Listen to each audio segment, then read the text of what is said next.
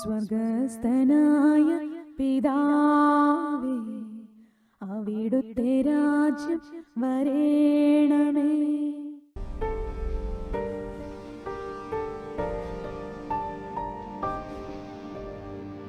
കർത്താവിൻ്റെ ആത്മീയ സാന്നിധ്യം നമ്മുടെ നെറ്റിയിൽ ചാരം പൂശി നമ്മുടെ ഈ ശരീരത്തെ ഒന്ന് അടക്കി വെച്ചിട്ട് നമ്മുടെ ആത്മാവ് മുന്നോട്ട് വരാൻ, നമ്മുടെ ശരീരവും മനസ്സുമാണ് നമ്മുടെ ജീവിതത്തെ നയിക്കുന്നതെങ്കിൽ നമ്മൾ സാത്താൻ്റെ അടിമത്തത്തിലേക്ക് പോവുകയാണ്. ലോകമോഹങ്ങളാണ് നമ്മളെ നയിച്ചുകൊണ്ടിരിക്കുന്നത്. എന്നാൽ നമ്മുടെ ആത്മാവിൽ പരിശുദ്ധാത്മാവ് വസിച്ചുകൊണ്ട് യെശയ്യാ 45 പറഞ്ഞു, ഞാൻ നിങ്ങൾക്ക് മുമ്പേ പോയി, ഞാൻ നിങ്ങൾക്കെതിരെ സാത്താൻ അടച്ചുപൂട്ടിയ, നിങ്ങളെ അടിമകളാക്കിയിട്ട് നിങ്ങളെ അടച്ചുപൂട്ടിയ, ഞാൻ നിങ്ങൾക്ക് മുമ്പേ പോയി അടച്ചിട്ടിരിക്കുന്ന ആ പിച്ചള വാതിലുകളെ തകർക്കുന്ന ദൈവം, ഇരുമ്പ് ഓടാമ്പലുകളെ ഒടിക്കുന്ന ദൈവമായ കർത്താവ് ഞാനാണ്. നമ്മുടെ ശരീരവും മനസ്സും മുമ്പിൽ പോയാൽ നമ്മളിന്നും അടിമകളാണ്, നമുക്ക് സ്വതന്ത്രരാകാൻ പറ്റുന്നില്ല. എന്നാൽ ദൈവം നമ്മുടെ മുമ്പിൽ പോകുന്ന നമ്മുടെ ആത്മാവിലാണ് ദൈവം വസിക്കുക. നമ്മുടെ ആത്മാവിനെ മുന്നിൽ വിടാൻ നമ്മൾ അനുവദിക്കുമ്പോൾ ദൈവമാണ് നമ്മളെ നയിക്കുക. ഈ കൂട്ടായ്മയുടെ കർത്താവിൻ്റെ ആത്മാവ് കുറേ നാൾ മുമ്പിലും നമുക്ക് പറഞ്ഞൊരു വെളിപ്പെടുത്തലുണ്ടല്ലോ. എന്താ? ആത്മീയ കാര്യങ്ങളിൽ താല്പര്യമുള്ള ഒരു ജനത്തെ കർത്താവ് തനിക്ക് വേണ്ടി ഒരുക്കുകയാണ്. നമ്മുടെയൊക്കെ ജീവിതങ്ങളിൽ കുറേ നാളുകളായിട്ട് നമ്മൾ ആത്മീയമായിട്ടല്ലേ മുമ്പോട്ട് പോകാൻ ശ്രമിക്കുകയാണ് അങ്ങേയറ്റം. എന്ന് പറയുമ്പോൾ ദൈവം നമ്മുടെ ആത്മാവിലാണ് വസിക്കുന്നത്. നമ്മുടെ ആത്മാവ് ഒരു തലമാണ്, ശരീരവും മനസ്സും വേറെ 2-3 തലങ്ങളുള്ള നമ്മുടെ അല്ലേ, അത് ശരീരവും മനസ്സും ആത്മാവും. അപ്പൊ നമ്മുടെ ആത്മാവ് ദൈവം ആത്മാവായതുകൊണ്ട് നമ്മുടെ ആത്മാവിലാണ് ദൈവം വസിക്കേണ്ടത്. നമ്മുടെ ആത്മാവിനെ വിശുദ്ധീകരിക്കുന്ന ഒരു പ്രക്രിയയിലാണ് നാം ഏർപ്പെട്ടിരിക്കുക. ഇപ്പോൾ ലോകമോഹങ്ങളും ജഡമോഹങ്ങളും ഒക്കെ നമ്മളെ കീഴ്പ്പെടുത്തി നമ്മുടെ ശരീരത്തിന്റെ ഇഷ്ടമനുസരിച്ച്, മനസ്സിന്റെ ആഗ്രഹങ്ങൾ അനുസരിച്ച് നമ്മൾ പോകുമ്പോൾ, ഇന്നലെ നമ്മുടെ ഈ ശരീരത്തിലെ മനസ്സിന്റെ ആഗ്രഹങ്ങളുടെ മേലെ ഒരു പൂട്ടിടുകയായിരുന്നു. നെറ്റിയിൽ ചാരം പൂശിയപ്പോൾ, അതായത് ഇത് മണ്ണായി പോകുന്നതാണ്, ഇതുകൊണ്ട് ഒരു പ്രയോജനമില്ല, ഇതിൻ്റെ പിറകെ പോയാൽ നാശത്തിലേക്ക് പോവുള്ളൂ എന്ന് നമ്മളോട് പറയാം. മനുഷ്യ, നീ മണ്ണാകുന്നു, നീ മണ്ണിലേക്ക്, ഈ ശരീരം മണ്ണായി പോകാനുള്ളതാണ്, ഇതിൻ്റെ ആഗ്രഹങ്ങളെല്ലാം മണ്ണായി പോകുന്നതാണ്, നശിച്ചു പോകാൻ പോകുന്നതാണ്. അതിനാൽ നിൻ്റെ ആത്മാവിനെ മുന്നിൽ വരാൻ നീ അനുവദിക്കുക. ഈ ഒരു തീരുമാനമാണ് നമ്മളുടെ ഈ ദിവസങ്ങളൊക്കെ നമ്മളിലൂടെ കടന്നു പോകുമ്പോൾ ദൈവമായ കർത്താവ് നമ്മളോട് പറയുന്നതാണ്. ഇന്ന് 1-ാമത്തെ അവൻ ആഗോള സഭയിൽ മാർപ്പാപ്പ അർപ്പിക്കുന്ന വിശുദ്ധ കുർബാനയിൽ നിയമാവർത്തനം ഡ്യൂട്രോണോമി 30-ാമത്തെ അധ്യായത്തിൽ 15-ലാണ്. ഇതാ, ഇന്ന് ഞാൻ നിന്റെ മുമ്പിൽ ജീവനും നന്മയും മരണവും തിന്മയും വെച്ചിരിക്കുന്നു. നമ്മുടെ മുമ്പിൽ ദൈവം 2 ചോയ്സ് വെച്ചിരിക്കുകയാണ്. നമുക്ക് ഇഷ്ടമുള്ളത് നടക്കുക. നമ്മളെ ദൈവം നിർബന്ധിക്കുന്നു, നമ്മളെ കെട്ടിവലിച്ചുകൊണ്ട് പോകും. സാത്താൻ നമ്മളെ കെട്ടിയിട്ടിരിക്കുകയായിരുന്നു. നമ്മളെ കെട്ടിയിട്ടുകൊണ്ട് തിന്മയും പാപവും മരണവും നിത്യനാശവും മാത്രമേ നമുക്കുണ്ടായിരുന്നുള്ളൂ. നമുക്ക് സ്വാതന്ത്ര്യം, നമ്മളെ കെട്ടിയിട്ട് നമുക്ക് ചാടിപ്പോകാൻ പോലും കെട്ടിയിട്ടിരിക്കുകയായിരുന്നു. സാംസനെ ചണനാരുകൊണ്ട് വരിഞ്ഞു മുറുക്കി കെട്ടിവെച്ചിരുന്നത് പോലെ, നന്മ ചെയ്യാൻ പറ്റാതെ പൗലോസ് റോമർ എഴുതി പറഞ്ഞതുപോലെ, നന്മ ചെയ്യണമെന്ന് ആഗ്രഹമുണ്ട്, പക്ഷെ സാധിക്കാതിൽ എൻ്റെ ഉള്ളിൽ കുടികൊള്ളുന്ന സാത്താൻ്റെ ദുരാത്മാക്കൾ എന്നെ വരിഞ്ഞു മുറുക്കി വെച്ചിരിക്കുകയാണ്. ബന്ധനങ്ങളെന്ന് പറയല്ലേ, ചില ദുശീലങ്ങൾ വിടാൻ പറ്റുന്നില്ല, അതിന് അടിമകളാണ്, അതെനിക്ക് പറ്റത്തില്ല, അതങ്ങനെയാണ് എന്ന് പറയുമ്പോൾ ഒരു പൈശാചിക ബന്ധനമാണ്. നമ്മളെ വരിഞ്ഞു മുറുക്കി വെച്ചിരിക്കുക. നമ്മുടെ ആത്മാവിന് ശക്തിയില്ലാതെ ദൈവഹിതം നിറവേറ്റാൻ പറ്റാതെ നമ്മളത് അറിയണം. മദ്യപാനം, മയക്കുമരുന്ന്, ജഡിക പാപങ്ങൾ, കണ്ണിലൂടെ കടന്ന ഇതൊക്കെ അങ്ങനെയുള്ള ആസക്തികൾ എന്നൊക്കെ പറയുന്നത് ഒരു ബന്ധനമാണ്. എന്ന് പറയുമ്പോൾ പിശാച് നമ്മളെ കെട്ടിയിട്ടിരിക്കുന്ന ഒരു മേഖലയാണിത്. ചില രോഗങ്ങൾ ഈശോ തന്നെ പറഞ്ഞില്ലേ, ഒരു കൂനുള്ള സ്ത്രീയെ ദേവാലയത്തിൽ വെച്ച് സുഖപ്പെടുത്തിയിട്ട് കഴിഞ്ഞ 18 വർഷമായി സാത്താൻ ബന്ധിച്ചിട്ടിരുന്ന. അതുകൊണ്ട് എല്ലാ രോഗങ്ങളും അങ്ങനെയല്ല, ചിലത് അങ്ങനെയുണ്ട്, കെട്ടിയിട്ട അവസ്ഥകളുണ്ട്, അതിൽ നിന്ന് പുറത്തു വരാൻ പറ്റാത്ത, അത് മാറാ രോഗങ്ങളായിരിക്കാം, പാരമ്പര്യ രോഗങ്ങൾ, അങ്ങനെ പലതും ഉണ്ട്. പറയുന്നത് നമ്മൾ ഇതൊക്കെ അറിയണം, പേടിക്കാനല്ല, അറിയണം. നമ്മൾ ഇന്നലെ ചിന്തിച്ചില്ല, നമ്മൾ ദൈവമക്കളാണ്, യേശു നമ്മളെ വിലയ്ക്ക് വാങ്ങാൻ. അപ്പം നമ്മൾ യേശുവിൻ്റെ നാമത്തിലാണ് എപ്പോഴും, അല്ലെങ്കിൽ സാത്താൻ നമ്മളെ വീണ്ടും നമ്മുടെ ആത്മാവിൽ വന്ന് കുടിയേറും. നമ്മുടെ തീരുമാനമാണെന്ന് പറയുന്നത് 2 കാര്യങ്ങൾ. നമുക്ക് തീരുമാനം എടുക്കാനുള്ള സമയമാണിപ്പോൾ. ജീവനോ മരണമോ തിരഞ്ഞെടുക്കുക എന്നാണ് ഇന്നത്തെ ഹെഡിങ്. എന്ന് പറയുമ്പോൾ നിത്യ ജീവനോ അല്ലെ നിത്യനാശമോ തിരഞ്ഞെടുക്കുക എന്നാണ് നമ്മളോട് പറയുന്നത്. ഈ ലോകത്തിൻ്റെ ജീവനും മരണമല്ല. ഇതാ ഇന്ന് നിന്റെ മുമ്പിൽ ജീവനും നന്മയും മരണവും തിന്മയും വച്ചിരിക്കുന്നു. ഇന്ന് ഞാൻ നിന്നോട് ആജ്ഞാപിക്കുന്നതനുസരിച്ച് നിന്റെ ദൈവമായ കർത്താവിനെ സ്നേഹിക്കുകയും അവിടുത്തെ മാർഗത്തിൽ ചരിക്കുകയും അവിടുത്തെ കൽപ്പനകളും ചട്ടങ്ങളും പാലിക്കുകയും ചെയ്താൽ നീ ജീവിക്കും. നീ കൈവശമാക്കാൻ പോകുന്ന, ഇത് അതിന് തുല്യമായൊരു വചനമാണ്. ഞാൻ വായിക്കാൻ ഉദ്ദേശിച്ചത് ഇന്നത്തെ വായന സഭാപ്രസംഗം അല്ലെങ്കിൽ ഇത് തന്നെയാണ്. നിയമാവർത്തനം പ്രഭാഷകൻ 15 ഞാൻ ആദ്യം ഓർപ്പിച്ചു. അതെ, അപ്പൊ ദൈവമായ കർത്താവ് നമുക്കൊരു ചോയ്സ് തരികയാണ്. നമ്മളുടെ ജീവിതം മുന്നോട്ട് പോകുമ്പോൾ നിയമാവർത്തനം 30:15 വായന തന്നെയാണ്. അത് തന്നെയാണ് ഒന്നാമത്തെ വായന. അപ്പോൾ അവിടെ പറയുകയാണ്, ഇതാ ദൈവമായ കർത്താവ് നമുക്ക് തരാൻ പോകുന്ന ദേശം എന്ന് പറയുമ്പോൾ ഈ ലോകമൊന്നുമല്ല കേട്ടോ. ഈ ലോകത്തിൽ നമുക്ക് നമ്മൾ കുറേ പണ്ട് നാട്ടായപ്പോൾ ഒന്ന് വിദേശത്ത് പോകണം, ഒന്ന് ഗൾഫിൽ പോകണം, അല്ലെ എവിടെയെല്ലാം പോകണം നമ്മൾ ആഗ്രഹിച്ചില്ല. അമേരിക്കയിൽ പോകണം, ഇംഗ്ലണ്ടിൽ പോകണം, ഇങ്ങനെ ആഗ്രഹിച്ച് കഴിയുന്നില്ലേ. അത് ദൈവമായ കർത്താവ് നമുക്ക് തരുന്നത് നമ്മൾ അവിടെ പോകുമ്പോൾ നശിച്ചു പോകാതിരിക്കാൻ, അല്ലെങ്കിൽ നമുക്ക് കിട്ടിയിട്ടില്ലെങ്കിൽ നമ്മൾ അവിടെ പോയാൽ നശിച്ചു പോകുമെന്ന് ദൈവത്തിന് അറിയാവുന്നതുകൊണ്ടാണ്. ഞാൻ പറയാം, അമേരിക്കയ്ക്ക് വന്നു കഴിഞ്ഞപ്പോൾ ജീവിതം ആകപ്പാടെ മാറ്റിമറിച്ചു. ഇവിടെ വന്നു കഴിഞ്ഞപ്പോൾ ഇവിടുത്തെ ഈ എന്തെല്ലാമാണല്ലേ. പണ്ടൊരാളോട് പറയാം, അമേരിക്ക വന്നാൽ നല്ല ചീപ്പാണ്, എല്ലാ സംഗതി ചീപ്പാണ്, ഇഷ്ടം പോലെ കള്ളു കുടിക്കാം, നല്ല ചീപ്പാണ്, കുടിച്ച് സന്തോഷിക്കാം. നാട്ടിൽ ഇവിടെ അമേരിക്കയിൽ ഇന്ന് അങ്ങോട്ട് പറഞ്ഞിട്ടുണ്ട് ആൾക്കാർ. അപ്പം നമ്മളിവിടെ വന്ന് കുടിച്ച് മറിഞ്ഞ് നശിക്കാനാണ് വന്നതെങ്കിൽ ദൈവം നമ്മളെ പിടിക്കും, ഇടയ്ക്ക് പിടിക്കും. നമ്മൾ നശിക്കാൻ ദൈവം നമ്മുടെ ആത്മാവ് നോക്കി. നമ്മുടെ മക്കള് നാശത്തിലേക്ക് പോകണം, നമ്മൾ അടങ്ങി നോക്കിയിരിക്കും. ഇല്ല, ഓടിച്ചെന്നവരെ പിടിക്കുക. നമ്മുടെ കുഞ്ഞുങ്ങൾ റോഡിലേക്ക് ഇറങ്ങി വണ്ടിയുടെ അടിയിലേക്ക് പോകാൻ നമ്മൾ അവർ ഓടുവാണ്. എന്താ നമ്മുടെ ജീവൻ നമ്മൾ നോക്കുക, ഓടിച്ചെന്ന് നമ്മുടെ കുഞ്ഞുങ്ങൾ വണ്ടിയുടെ അടിയിലേക്ക് പോയി കയറും. നമ്മുടെ ജീവൻ നോക്കാതെ നമ്മൾ ഓടിച്ചെന്ന് അവരെ വാരിപ്പുടന്ന് എടുത്തുകൊണ്ട് പോകത്തില്ലേ? ഇത് തന്നെയാണ് ദൈവം ചെയ്തത്.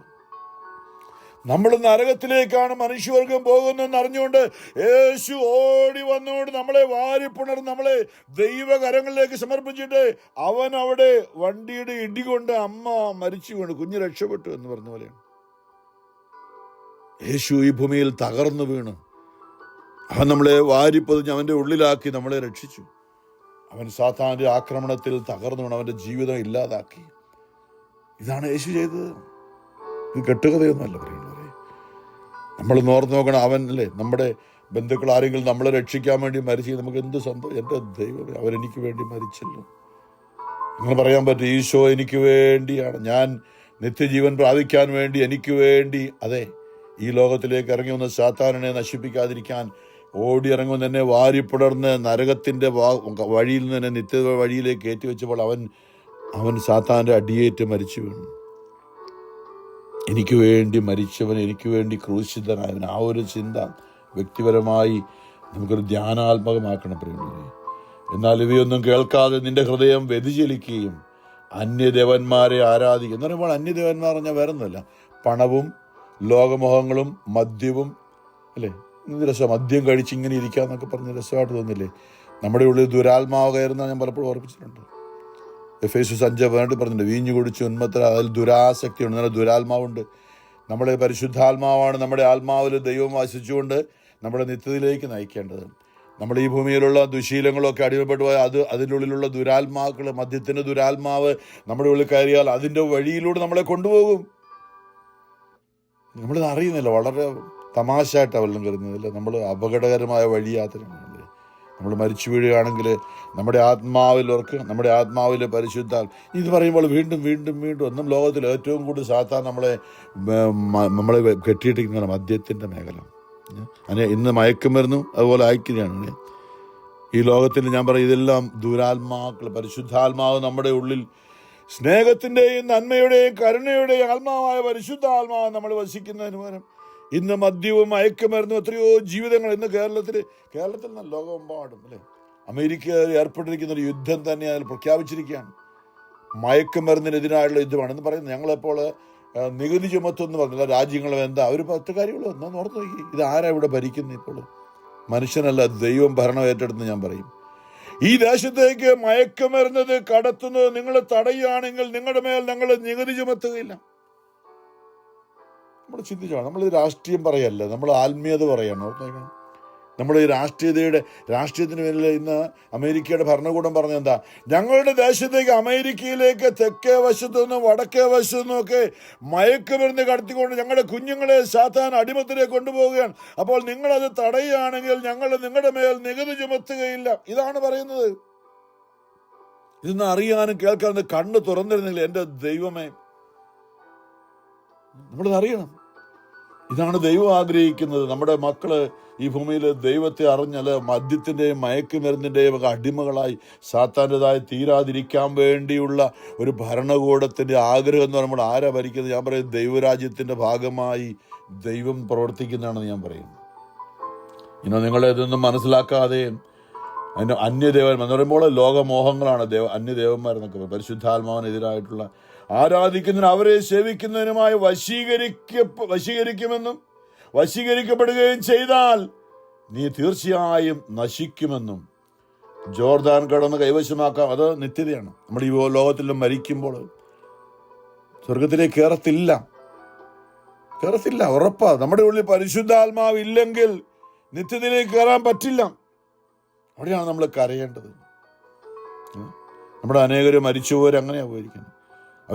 അവർ സന്തോഷിച്ചത് ലോകമോഹങ്ങൾ, നല്ലവരായിരുന്നു, പക്ഷേ അവർ സന്തോഷിച്ചത് ലോകമോഹങ്ങളിലായിരുന്നു. അവരുടെ ആനന്ദം പരിശുദ്ധാത്മാവിലായിരുന്നില്ല. വീഞ്ഞു കുടിച്ചുന്മരുത്, ഉന്മത്തരാകരുത്, അതിൽ ദുരാസക്തി ഉണ്ട്. മറിച്ച് ആത്മാവിനാൽ, പരിശുദ്ധാത്മാവിനാൽ പൂരിതരാകുവിൻ. ഞാനിങ്ങനെ പറയും തമാശയായിട്ട്, നിങ്ങൾ പരിശുദ്ധാത്മാവിനാൽ പൂസാകുവിൻ. വീഞ്ഞു കുടിച്ച് കള്ളു കുടിച്ച് പൂസായാൽ ലോകത്തിൻ്റെ ദുരാത്മാവ് കയറി നരകത്തിലേക്ക് കൊണ്ടുപോകും. നമ്മൾ മരിക്കുമ്പോൾ എത്രയോ മരണങ്ങൾ, മദ്യം കഴിച്ച് അപകടത്തിൽപ്പെട്ട് മരിച്ച ആത്മാക്കളൊക്കെ ഞാൻ പറയും സാത്താൻ കൊണ്ടുപോയി, ദുരാത്മാക്കൾ കൊണ്ടുപോയി, അത് സംശയമില്ല. എന്നാൽ നമ്മൾ പരിശുദ്ധാത്മാവിൽ നിറഞ്ഞിരിക്കുകയാണെങ്കിൽ നമ്മുടെ ജീവിതം പരിശുദ്ധാത്മാവായിരിക്കും കൊണ്ടുപോകുന്നത് നിത്യതയിലേക്ക്. നമ്മളിപ്പോഴും അറിഞ്ഞിരിക്കേണ്ട കാര്യം അതാണെന്ന് പറഞ്ഞത്. ഒരു തീരുമാനം നിങ്ങൾ എടുക്കണം. ജീവനോ മരണമോ നിങ്ങളുടെ മുമ്പിൽ വെച്ചിരിക്കുന്നു.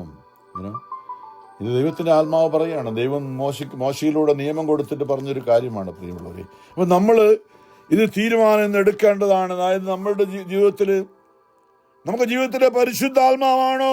നമുക്ക് എന്തെല്ലാം നഷ്ടപ്പെട്ടാലും, അല്ലേ, ലോകം മുഴുവനും നേടിയാലും ആത്മാവ് നഷ്ടമായാൽ എന്തു പ്രയോജനം? ഈശോ എന്ന സുവിശേഷത്തിൽ, ലൂക്കായുടെ സുവിശേഷം 9-ാമത്തെ അധ്യായത്തിൽ നമ്മൾ പലപ്പോഴും ചിന്തിക്കുന്ന ഒരു വചനമാണ് അത്. മനുഷ്യപുത്രൻ യേശു അവരോട് ജെറുസലേമിലേക്ക് പോകുമ്പോൾ ഒരു പ്രവചനം, 1-ാം പ്രവചനം എന്നാണ് പറയുന്നത്. യേശു പറയുന്നത്, ഞാൻ മരിക്കാൻ പോവുകയാണ്. എന്താ? ഞാൻ മനുഷ്യവർഗത്തിന്റെ വിലയായി തീരാൻ പോവുകയാണ്. നിങ്ങളും നിങ്ങളുടെ മക്കളുമൊക്കെ നിത്യതയിലേക്ക് പ്രവേശിക്കാൻ സാത്താന് വിലയായി എന്നെ തന്നെ കൊടുക്കാൻ പോവുകയാണ്.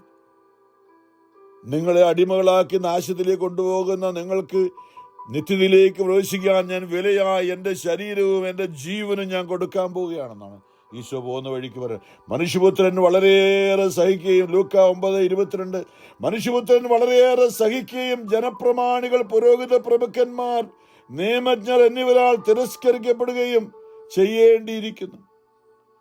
അവനെല്ലാവരോടുമായി പറഞ്ഞു, ഇവൻ നമ്മളിപ്പോഴും ചിന്തിക്കുന്നതാണ്, ആരെങ്കിലും എന്നെ അനുഗമിക്കാൻ എന്ന് പറയുന്നത് ക്രിസ്ത്യാനിയാണല്ലോ. ക്രിസ്തുവിനെ അനുഗമിക്കുന്നവർ. ഈശോ പറയാണ്, നമ്മൾ ക്രിസ്ത്യാനിയായിട്ട് ഇരിക്കാൻ ആഗ്രഹിക്കുന്നെങ്കിൽ, ആരെങ്കിലും എന്നെ അനുഗമിക്കാൻ ആഗ്രഹിക്കുന്നുവെങ്കിൽ അവൻ തന്നെ പരിത്യജിച്ച് നമ്മുടെ ശരീരത്തിൻ്റെയും മനസ്സിൻ്റെയും ആഗ്രഹങ്ങളെയൊക്കെ, ഇന്നലെ നെറ്റിയിൽ ചാരം പൂശിപ്പോൾ അല്ലേ നമ്മൾ അച്ഛൻ്റെ മുമ്പ് എല്ലാവരും പോകുന്നവർക്ക് നമ്മൾ ലൈൻ നിന്ന് ചാരം കൊണ്ട് നെറ്റിയിൽ കുരിശ് വരച്ച് നമ്മൾ പോകുന്നല്ലേ. ഇപ്പോൾ കുറെ കഴിയുമ്പോൾ കഴുകി കളഞ്ഞു കാണും. നമ്മുടെ ആത്മാവിലൊരു തീരുമാനം എടുക്കാൻ, എന്താ പറയുക, യേശുവിനെ അനുഗമിക്കാനുള്ള തീരുമാനം, സ്വയം ഇല്ലാതായി തീരാനായിട്ട് നമ്മുടെ ജീവിതത്തിൽ മറ്റുള്ളവർ നമ്മളെ ഇല്ലാതാക്കിയ ഒത്തിരി കാര്യങ്ങളില്ലേ, അല്ലേ? അത് നമുക്കത് ചിന്തിക്കാൻ, നമുക്കത് ക്ഷമിക്കാൻ പറ്റാത്ത എത്രയോ കാര്യങ്ങളാണ്. എന്നെ മറ്റുള്ളവർ ഇല്ലാതാക്കിയ എത്രയോ കാര്യങ്ങളാണ്. ഈശോ പറഞ്ഞാണ്, സ്വയം ഇല്ലാതായി തീർന്നിട്ട് സ്വന്തം കുരിശുമെടുത്തുകൊണ്ട് എൻ്റെ പിന്നാലെ വരട്ടെ എന്ന്. അപ്പോൾ ഞാൻ മറ്റുള്ളവരെന്നെ ഇല്ലാതാക്കിയ എൻ്റെ I am being denied of many things ജീവിതമാണ്. പക്ഷേ ഞാനൊരു അടിമയെ പോലെയാണ്, മറ്റുള്ളവരെന്നെ ഉപദ്രവിക്കുകയാണ്. അത് ദൈവവചനത്തിൻ്റെ ഭാഗമായി കാണാൻ എളുപ്പമല്ല.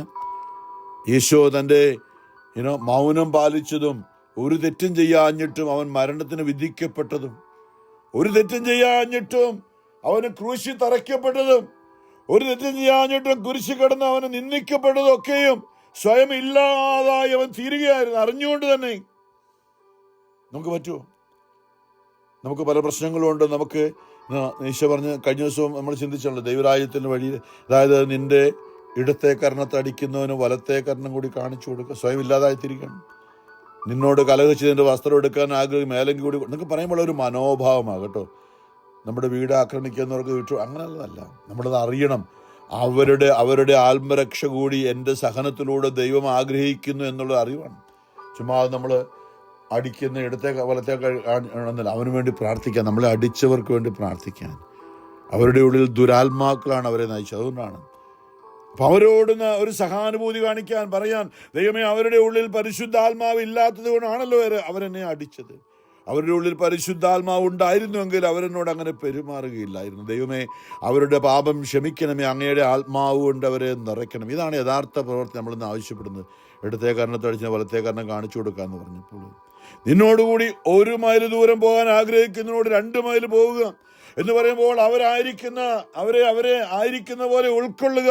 അവർക്ക് നന്മ ചെയ്യാൻ പറ്റുന്നില്ല. അവർക്ക് തിന്മയാണ്, അവരുടെ ഉള്ളിൽ തിന്മയാണ് അവരെ കൊണ്ടത് ജയിക്കുന്നത്. അതുകൊണ്ട് ദൈവമേ, പാപിയെ സ്നേഹിക്കുകയും പാപത്തെ വെറുക്കുകയും ചെയ്ത ഈശോ, നമ്മളും ആ ഒരു കാഴ്ചപ്പാടിലേക്ക് ഇന്നും നമ്മളെ അങ്ങേയറ്റം പീഡിപ്പിക്കുന്ന മനുഷ്യർ നമ്മുടെ കുടുംബത്തിലുള്ളവരായിരിക്കാം.